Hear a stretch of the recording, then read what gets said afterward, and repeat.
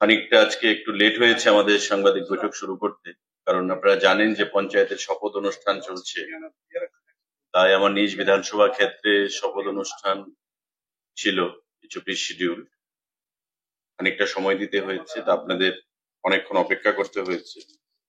আমি আমার দুঃখ প্রকাশ করছি তাতে। আপনারা জানেন যে আমাদের গতকাল ক্যাবিনেট মিটিং সম্পন্ন হয়েছে মাননীয় মুখ্যমন্ত্রীর পৌরোহিত্যে। এই ক্যাবিনেট মিটিং এ গুরুত্বপূর্ণ কিছু সিদ্ধান্ত গৃহীত হয়েছে। তাতে সব থেকে যেটা বড় সিদ্ধান্ত, জিআরবিটি গ্রুপ ডি যে এক্সাম হয়েছিল, ২,৫০০ পরীক্ষার্থীদেরকে সিলেকশন করা হয়েছে এবং ৭ কিংবা ৮ তারিখ সেপ্টেম্বরের সেই রেজাল্ট ঘোষণা করা হবে। সমস্ত কিছু তৈরি আছে, আগেই আমাদের করার কথা ছিল, কিন্তু লোকসভা নির্বাচন, পঞ্চায়েত নির্বাচন, কোড অফ কন্ডাক্ট, যা নির্বাচন কমিশনের আচরণবিধি, এগুলো লাগু ছিল। তারপর আমাদের অনাকাঙ্ক্ষিত বন্যা, রাজ্যের হাজার হাজার মানুষ সেই বন্যার কবলে, এবং তার থেকে পরিত্রাণ আমরা পাইনি এখনো। প্রশাসন মানুষকে পরিত্রাণ দেওয়ার জন্য কাজ করছে, তো দীর্ঘদিন ধরে যে জিনিসটা পেন্ডিং, রাজ্য মন্ত্রিসভায় সিদ্ধান্ত গ্রহণ করা হয়েছে যে আগামী ৭ কিংবা ৮ তারিখ এই জিআরবিটির রেজাল্ট ঘোষণা করা হবে। যারা পরীক্ষা দিয়েছেন, এরা উৎকণ্ঠার মধ্যে আছেন, বা বরাবরই আমাদেরকে সামাজিক মাধ্যমে, ফোনে, বিভিন্নভাবে সংবাদপত্রগুলোর মাধ্যমে জিআরবিটির পরীক্ষার ফলাফল নিয়ে সেখানে উদ্গ্রীব হয়ে বসে আছেন। তাদের জন্য সেটা সুখবর। যারা সফলতা লাভ করবেন তাদেরকে সবাইকে রাজ্য মন্ত্রী পরিষদের তরফ থেকে আমরা অগ্রিম অনেক অনেক শুভেচ্ছা জ্ঞাপন করছি। ৭ কিংবা ৮ তারিখে জিআরবিটির রেজাল্ট সেখানে ঘোষণা করা হবে। রাজ্য মন্ত্রিসভায় সেই সিদ্ধান্ত গ্রহণ করা হয়েছে। Group D, GRBT group D. আমাদের আরেকটা গুরুত্বপূর্ণ সিদ্ধান্ত, proposal for policy decision for payment of remuneration or wages of pump operators working in different urban local bodies under urban development department. আমাদের আপনারা জানেন যে ডিডব্লিউএস ডিপার্টমেন্ট, ওয়াটার রিসোর্স, এই যে দপ্তরগুলো রয়েছে, তাদের সঙ্গে পাম্প অপারেটরদের একটা নিবিড় যোগাযোগ, বা পাম্প অপারেটরদের সহযোগিতা ছাড়া সারা রাজ্যে এই যে জল সরবরাহ করা, পানীয় জল বলুন, ওয়াটার রিসোর্স বলুন, সেটা সম্ভব নয়। তো রাজ্য মন্ত্রিসভায় সেটা সিদ্ধান্ত গ্রহণ করা হয়েছে যে যে পাম্প অপারেটর, তাদের বেতন খুবই নগণ্য ছিল, এবং গত বিধানসভা নির্বাচনের প্রাক্কালে আমাদের মন্ত্রিসভার বৈঠকে সিদ্ধান্ত হয়েছিল যে পাম্প অপারেটরদের বেতন বৃদ্ধি করা হবে, এবং এতে করে ৭৫০০ যারা আইআরপি, আয়রন রিমুভাল প্ল্যান্টের সঙ্গে যুক্ত রয়েছেন, তাদের বেতন ধার্য করা হয়েছিল, এবং ৭,০০০ টাকা বেতন ধার্য করা হয়েছিল যারা আইআরপির সঙ্গে যুক্ত নয়। কিন্তু পরবর্তী সময় দেখা গেছে যারা আরডি মানে পঞ্চায়েতের অধীন যারা পাম্প অপারেটররা রয়েছেন, তাদের বেতন, যে বর্ধিত বেতন, সেটা তারা পাচ্ছে, কিন্তু আরবান বডিজে যারা পাম্প অপারেটররা রয়েছেন এএমসির আন্ডারে বা বিভিন্ন আরবান বডিগুলোতে, নগর পঞ্চায়েত, পৌর পরিষদে, সেই বর্ধিত বেতন তারা পাচ্ছে না। পরবর্তী সময় দেখা গেছিল যে বিগত সরকারের আমলে যে পাম্প অপারেটর গুলো নেওয়া হয়েছিল, ফিনান্সের সঙ্গে কোনো ধরনের সেখানে আলোচনা না করেই সেটা নেওয়া হয়েছে। তো স্বাভাবিকভাবেই এই আরবান লোকাল বডিজ এর যে পাম্প তারা ওই বর্ধিত বেতন থেকে বঞ্চিত হয়েছে এতদিন। রাজ্য মন্ত্রিসভা সিদ্ধান্ত গ্রহণ করেছে যে এখন থেকে এই আরবান লোকাল বডিজরাও মিনিমাম 7,000 এবং 7,500 টাকা করে বেতন তাদেরকে দিতে হবে এবং তারা সেটা পাবে। আর যদি কোনো আরবান লোকাল বডিজ মনে করে তার নিজস্ব সোর্স থেকে যে সেখানে পাম্প অপারেটরদের বেতন বৃদ্ধি করা হবে, 10,000 করা হবে, 15,000 বা 12,000 করা হবে, সেটা তারা করতে পারে। মিনিমাম 7,000 যারা নন আইআরপি, আর যারা আইআরপি তারা 7,500 টাকা যারা পঞ্চায়েতে পাচ্ছে। আরবান লোকাল বডিজেও একই বেতনে সেখানে প্রদান করা হবে এখন থেকে। রাজ্য মন্ত্রিসভায় সেটা সিদ্ধান্ত গ্রহণ করা হয়েছে। সারা রাজ্যে 19টা ইউএলবি এবং আগরতলা পৌর নিগম সহ 20খানা ইউএলবি রয়েছে।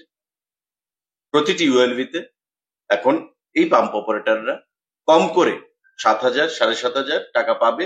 আর বেশি কত পাবে সেটা ওই ইউএলবি বা আরবান লোকাল বডিজ এর উপর নির্ভর করবে। তারা যদি বৃদ্ধি করতে চায় সেই বেতন, তারা সেটা করতে পারে। রাজ্য মন্ত্রিসভায় গতকাল সেই সিদ্ধান্ত গ্রহণ করা হয়েছে বৈঠকে। সাংবাদিক বন্ধুরা, আমাদের আরেকটা গুরুত্বপূর্ণ সিদ্ধান্ত, proposal for enhancement of honorarium of special police officers SPO.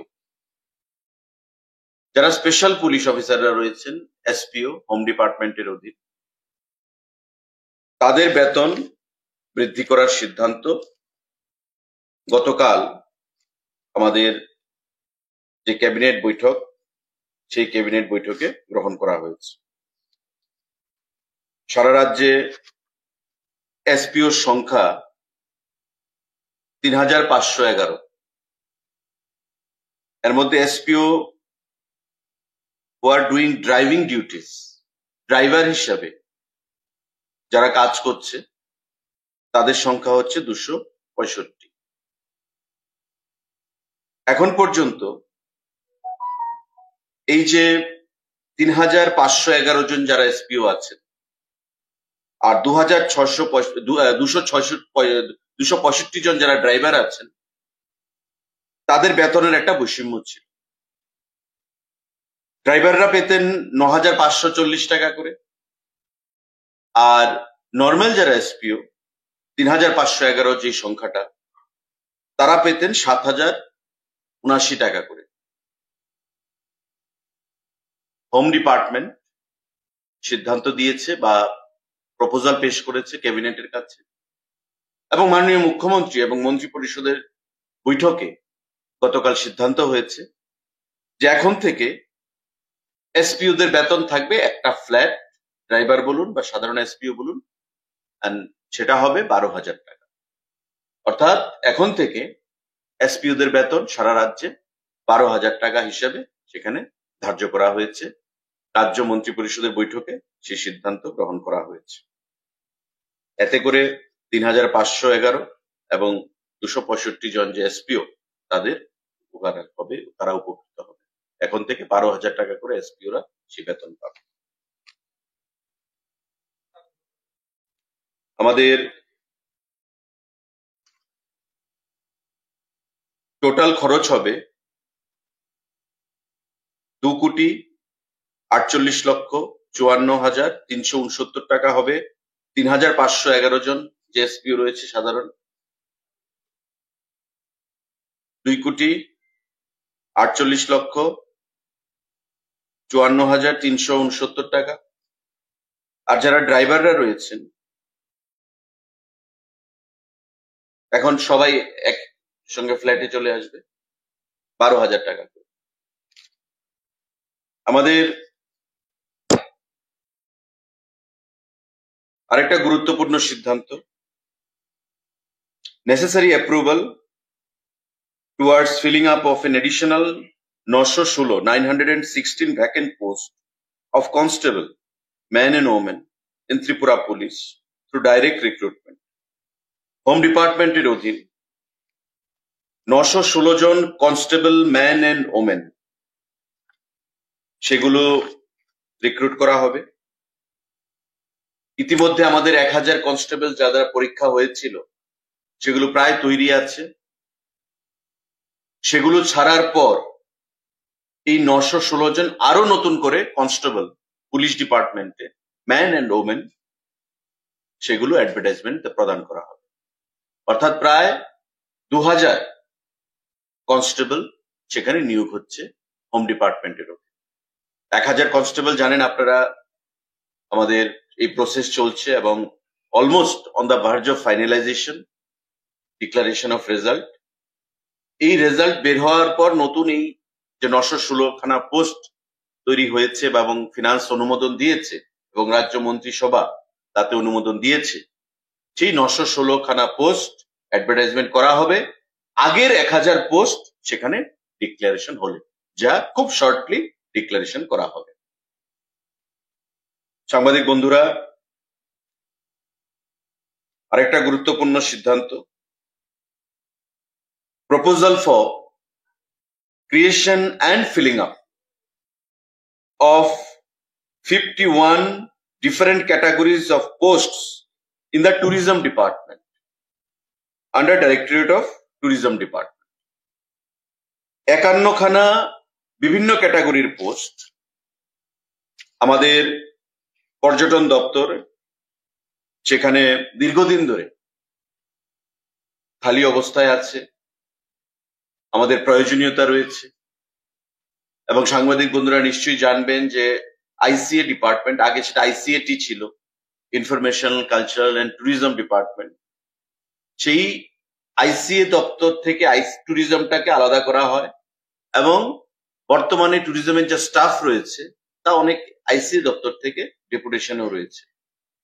তাই ট্যুরিজম দপ্তরকে, যেহেতু আগামী দিনে ট্যুরিজমকে নিয়ে রাজ্য সরকার, ভারতবর্ষের সরকার নতুন চিন্তা ভাবনা করছে, জোর দিচ্ছে, অর্থ প্রদান করছে এবং ট্যুরিজমকে আরো বিশ্ব দরবারে, ভারতবর্ষে রাজ্যের, আমাদের ত্রিপুরা রাজ্যের ট্যুরিজমকে বিশ্ব দরবারে তুলে ধরার প্রয়াস চলছে বিভিন্নভাবে।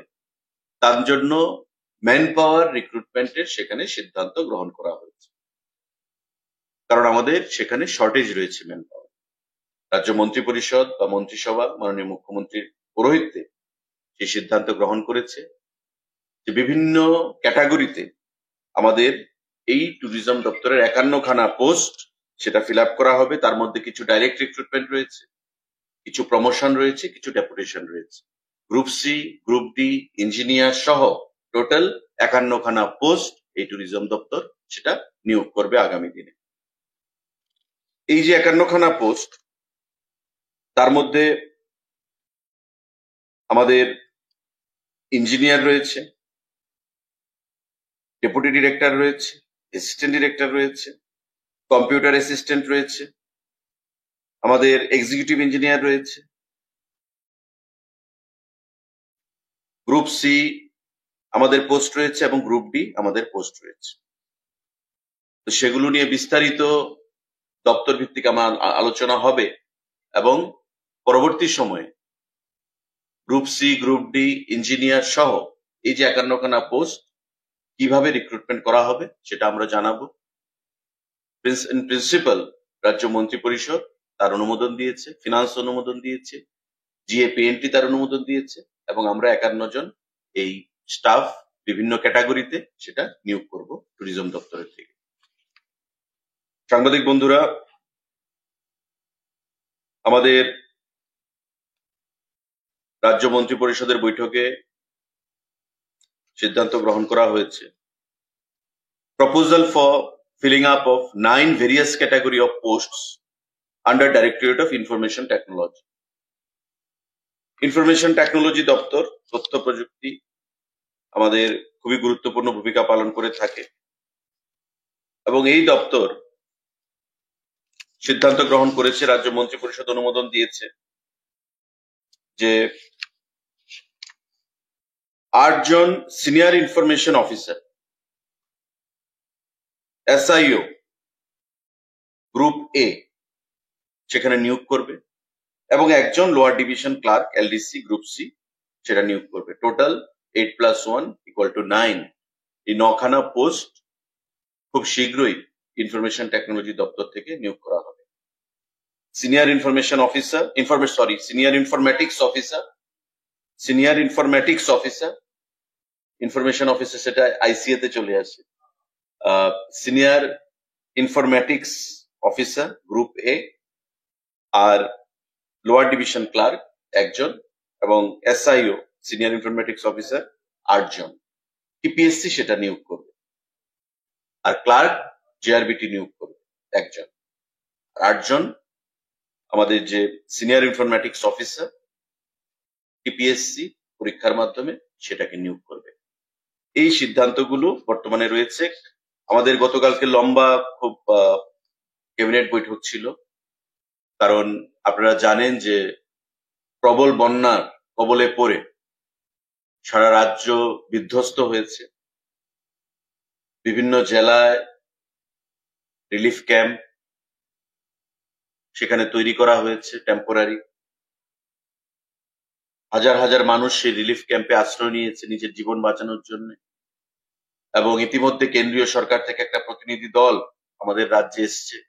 সারা রাজ্য তারা ঘুরে ক্ষয়ক্ষতির পরিমাণ কত হতে পারে সেটা কেন্দ্রীয় সরকারের কাছে রিপোর্ট প্রদান করবে। মাননীয় মুখ্যমন্ত্রীর সঙ্গে তারা বৈঠক করেছে, এবং আমি রাজ্য মন্ত্রী পরিষদের তরফ থেকে রাজ্যের এই যে 32 জন মানুষ মারা গেছেন এবং তাদেরকে সাহায্যের জন্য আমাদের প্রধানমন্ত্রী আর্থিক রাশি ঘোষণা করেছেন, তার জন্য মাননীয় প্রধানমন্ত্রীকে ধন্যবাদ জানাচ্ছি। যেভাবে এই ডিজাস্টারে মাননীয় মুখ্যমন্ত্রীর নেতৃত্বে সারা রাজ্যের প্রশাসন কাজ করে মানুষকে রিলিফ প্রদান করেছে এবং অধিকাংশ মানুষকে অক্ষত রাখতে পেরেছে, তার জন্য আমরা মন্ত্রী পরিষদের তরফ থেকে মাননীয় মুখ্যমন্ত্রীকে এবং রাজ্যের প্রশাসনের আধিকারিকদেরকে, প্রশাসনকে অনেক অনেক ধন্যবাদ জ্ঞাপন করছি। কারণ ইতিহাস বলে যে বিগত কয়েক দশকে এত বড় বন্যা বা ফ্লাড রাজ্যের মানুষ পরিলক্ষিত করেনি। যা ড্যামেজ হয়েছে আপনারা সাংবাদিক বন্ধুরা জানবেন। গতকাল বিভিন্ন দপ্তরের সেক্রেটারিরা, আধিকারিকরা প্রেজেন্টেশনের মাধ্যমে সেটা মন্ত্রী পরিষদকে সেটা তার তথ্য প্রদান করছিলেন। যে ত্রিপুরা তিলে তিলে তৈরি করা আজকে 3 দিনের ফ্লাডে, 4 দিনের ফ্লাডে যা ক্ষয়ক্ষতি হয়েছে সেটা আমাদের অনেকটাই পিছিয়ে দিয়েছে, রাজ্যের উন্নয়নের গতিকে অনেকটাই পিছিয়ে দিয়েছে। ক্ষয়ক্ষতির পরিমাণ ইতিমধ্যে মাননীয় মুখ্যমন্ত্রী ঘোষণা করেছেন, প্রায় 18,000 কোটি টাকা ছাড়িয়ে যাবে। মাননীয় মুখ্যমন্ত্রী 15,000 বলেছেন, কিন্তু যা হিসাব আসছে তারও সেটা বৃদ্ধি হতে পারে। রাস্তাঘাট, পাওয়ার মানে বিদ্যুৎ, কৃষিক্ষেত্রে ক্ষয়ক্ষতির পরিমাণ প্রায় 3,500 কোটি টাকা। এআরডিডি, আমাদের পিডব্লিউডির রাস্তা, national highways, NH roads, water রিসোর্সের যে এমআই স্কিমগুলো, হাজার হাজার কোটি টাকা সেখানে ক্ষয়ক্ষতি হয়েছে। তো স্বাভাবিকভাবেই ক্যাবিনেট মিটিং এ সে বিষয় নিয়ে আলোচনা হয়েছে। তাই খুব বিস্তারিত ক্যাবিনেট মিটিং ছিল, প্রায় 4 ঘন্টা ব্যাপী ক্যাবিনেট মিটিং এ আরো অনেক এজেন্ডা রয়েছে। আমি আজকে গুরুত্বপূর্ণ বিষয়গুলো নিয়ে আলোকপাত করেছি, যে সিদ্ধান্তগুলো আগামী 2 দিন বাদে আরো কিছু সিদ্ধান্ত আপনাদেরকে আমরা জানিয়ে দেব। কারণ কিছু বিষয় রয়েছে যেগুলো বিস্তারিত একটু স্টাডি করার প্রয়োজন রয়েছে। তারপরে আগামী সোমবার কি মঙ্গলবার দিন আরেকটা সাংবাদিক বৈঠক ডেকে আপনাদেরকে সেটা আমার তরফ থেকে, সরকারের তরফ থেকে জানিয়ে দেওয়া হবে। যে সিদ্ধান্তগুলো কর্মসংস্থান সঙ্গে জড়িত এবং জেআরবিটি গ্রুপ ডি যে আমাদের এক্সাম হয়েছিল, সেই জেআরবিটি গ্রুপ ডি সম্পর্কে সর্বপ্রথমেই আপনাদেরকে আমরা সেটা সংবাদ দিয়েছি যে আগামী 7 কিংবা 8 তারিখে তার ফলাফল বেরোবে। রাজ্যের মন্ত্রী পরিষদের বৈঠকে মাননীয় মুখ্যমন্ত্রীর নেতৃত্বে সেটা সিদ্ধান্ত গৃহীত হয়েছে। সেটা তো আমরা সবাই জানি, গ্রুপ সি এবং গ্রুপ ডি প্রায় 3 বছর আগে সেই পরীক্ষা হয়েছিল। পাম্প অপারেটর যেটা আমাদের যে সিদ্ধান্ত গ্রহণ করা হয়েছিল, পঞ্চায়েতের অধীন এবং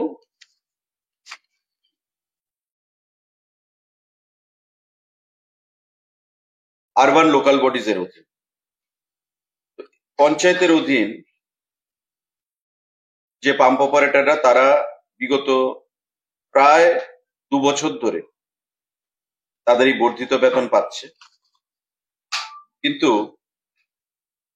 বাকি যে পাম্প অপারেটররা তারা সেই বেতন থেকে বঞ্চিত হচ্ছিল, কারণ ফিনান্সের কাছে সেই তথ্য ছিল না।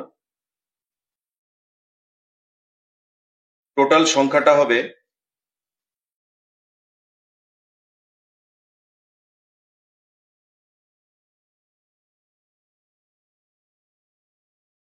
350 কাছে, 354 পঞ্চায়েতে। আর ইউএলবি তে সেই সংখ্যাটা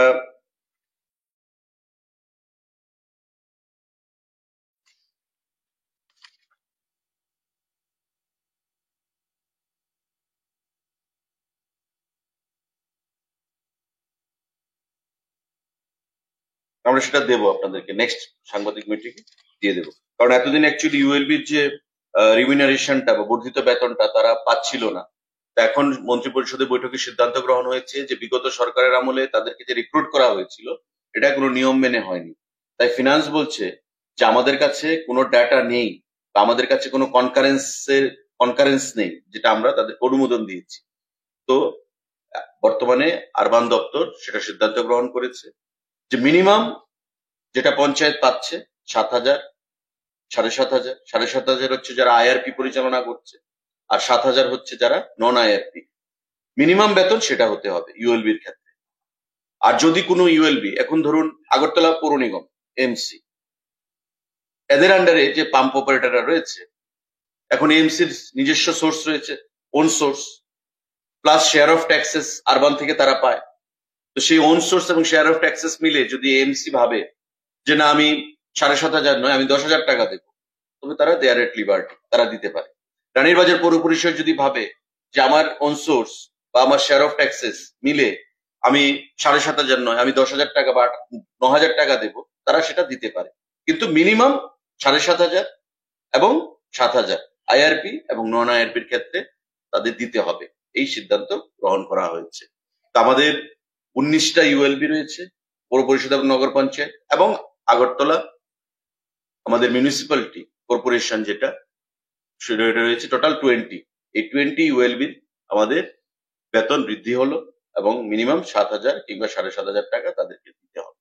আমি সংখ্যাটা আপনাদের নেক্সট সাংবাদিক বৈঠকে প্রদান করে দেব। প্লিজ বলুন।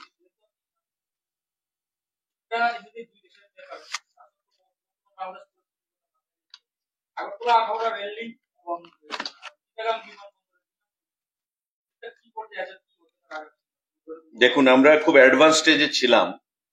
গত পরশুদিনও স্বরাষ্ট্র MOS, ministry of state, home department, Bandi Sanjay, ওনার চিঠি এসছে আমার কাছে এবং মাননীয় মুখ্যমন্ত্রী ওটা নিয়ে তদবির করেছেন, আমিও করেছি। আমাদের চিটাগং এবং আগরতলার মধ্যে যে কানেক্টিভিটি, সেটা কেন্দ্রীয় সরকার থেকে বলা হয়েছে যে আগে ইমিগ্রেশন, তারপর আমাদের ফ্লাইট অপারেশন। ইমিগ্রেশন যদি আমাদের ঘোষণা করতে হয়, তবে যে রিকুইজিট ম্যান পাওয়ার সেটা আমরা নিয়োগ করেছি 25 জন পুলিশ কনস্টেবল অফিসার মিলিয়ে। পাশাপাশি ক্যাবিনেট অনুমোদন দিয়েছে বিগত দিনে আমাদের সাবরুমের আইসিপির জন্য, নিশ্চিন্দপুর আইসিপির জন্য এবং আমাদের আগরতলার ইমিগ্রেশনের জন্য। টোটাল 80 জনের মতো রিটায়ার্ড এবং ইন সার্ভিস মিলিয়ে আমরা নিয়োগ তাদেরকে ডিপ্লয় করবো, ডিপিউট করবো সেখানে। যে আমাদের এয়ারপোর্ট, সেই ইমিগ্রেশনের জন্য প্রায় 25 জনকে নিয়োগের কথা রয়েছে। কিন্তু বর্তমান বাংলাদেশের যা পরিস্থিতি, তাতে আমাদের প্রস্তুতি চলবে। আমাদের দৃঢ় বিশ্বাস বাংলাদেশের সঙ্গে সম্পর্কের উন্নতি হবে, কারণ সরকার আসবে, সরকার যাবে একটা দেশে, কিন্তু বাইল্যাটারাল যে রিলেশনশিপ, ডিপ্লোম্যাটিক যে রিলেশনশিপ, তাতে যেন ব্যাঘাত না ঘটে, সেটা দুই দেশের নেতৃত্বেরই সেখানে প্রয়াস রয়েছে। আমাদের প্রধানমন্ত্রী মোদিজিরও রয়েছে।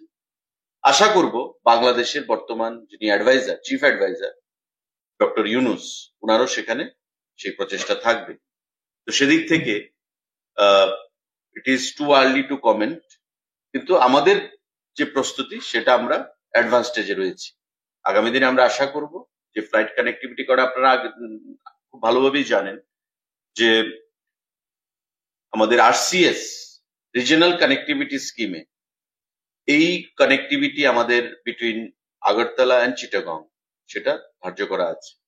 গ্যাপ ফান্ড হিসেবে আমরা 15 কোটি টাকা দেবো ইয়ারলি স্পাইস জেটকে। অলরেডি আমরা 3,75,00,000 টাকা অ্যাডভান্স পেমেন্ট করে রেখেছি, কিন্তু যেহেতু ইমিগ্রেশন হয়নি তার জন্য আমরা সেটা ঘোষণা করতে পারিনি। কেন্দ্রীয় সরকারও সেটা দৃষ্টিতে রেখেছেন, আমাদের রাজ্য সরকারও সেটা টপ প্রায়োরিটিতে রয়েছে। দুদেশের সম্পর্কের আগামী দিনে কি পরিস্থিতি হবে সেটার উপর নির্ভর করবে যে আমরা এটা কবে নাগাদ চালু করবো। বাট উই এক্সপেক্ট যে ভেরি শর্টলি আমাদের স্বপ্নের যে উড়ান সেটা আমাদের শুরু হবে। Thank you. কোনটা? Immediately next month.